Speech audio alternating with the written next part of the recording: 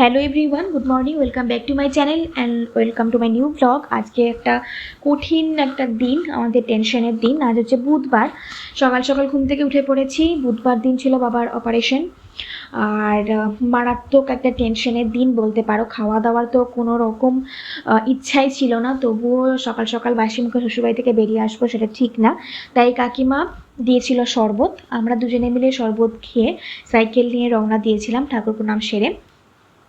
বাড়িতে গিয়ে দেখি বাবা অলরেডি রেডি হয়ে গেছে। অর্পণ আর গৌতম কাকু নার্সিংহোমে ভর্তি করানোর জন্য সকাল 8টা নাগাদ বেরিয়ে পড়েছে। অপারেশন ঠিক কখন হবে, ডাক্তার ঠিক কখন আসবে, কেউ কিছু জানতোই না। আর অর্পণ তো বাবাকে ছেড়ে একদমই আসছিল না। অর্পণ আর গৌতম কাকু টানা ছিল নার্সিংহোমে, একদম জলখাবার খায়নি, কিচ্ছু খায়নি। তো অর্পণকে শেষে দুপুরবেলায় খাওয়ানোর জন্য গৌতম কাকু জোর করে বাড়িতে নিয়ে আসে।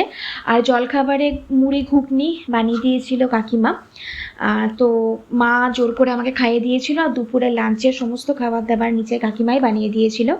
এখন দেখো সবাই মিলে আমরা খেতে বসছি। খাওয়ার ইচ্ছা নাই, তাহলেও খেতে হবে, তো সেই জন্য আমরা খেতে বসেছি। সেই মুহূর্তে দুপুর 3টে নাগাদ অপারেশন স্টার্ট হয়, আর বিকাল 4টে নাগাদ অপারেশনটা শেষ হয়। ওই টাইমটা আরও কঠিন ছিল, কারণ 1 ঘন্টা ধরে অপারেশন হয়েছে। আমরা বাইরে আছি, কি অবস্থায় চলছে, কি অবস্থায় বাবা আছে আমরা কিচ্ছু জানি না, কিচ্ছু বুঝতে পারছি না। তো প্রচণ্ড পরিমাণে টেনশন হয়েছিল। আর তারপরে সন্ধেবেলায় বাবা একদম সুস্থ, তাই হাসি মুখে আমি এখন জুস খাচ্ছি। আর রাতে মায়ের সাথে অনেক গল্পগুজব করার পরে এই বিছানা পাড়ার কাজটা আমি নিয়েছি একটা দিনের জন্য, কারণ এই কাজটা বাবার কাজ, তো সেই কাজটা একদিন দিনের জন্য আমি করেছি।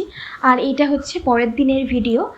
সকালবেলায় আবার উঠে পড়েছি, কারণ আজকে বৃহস্পতিবার, বাবা ফিরবে বাড়িতে।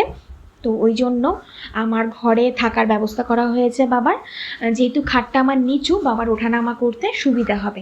আর জানালার দরজা সমস্ত খুলে দেওয়া হয়েছে আলো বাতাস খেলবে বলে।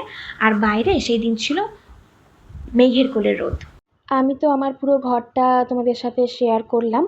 এই ঘরেই বাবার থাকার ব্যবস্থা করা হয়েছে।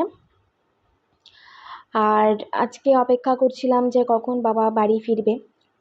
পরের দিন আমরা যেতে পারবো কি পারবো না কলকাতা, সেটাও তখনও পর্যন্ত জানি না। অর্পণ তো কোনো প্ল্যানই করেনি, ও একদম বাবাকে সুস্থভাবে বাড়ি ফিরিয়ে নিয়ে আসার পরে সব প্ল্যান হবে। আর এদিকে হামিটা মেয়ে দুটোতে মিলে গল্পগুজব করছে। ভিডিওটা ভালো লাগলে লাইক কমেন্ট শেয়ার করে দিও, চ্যানেলটাকে সাবস্ক্রাইব করে দিও।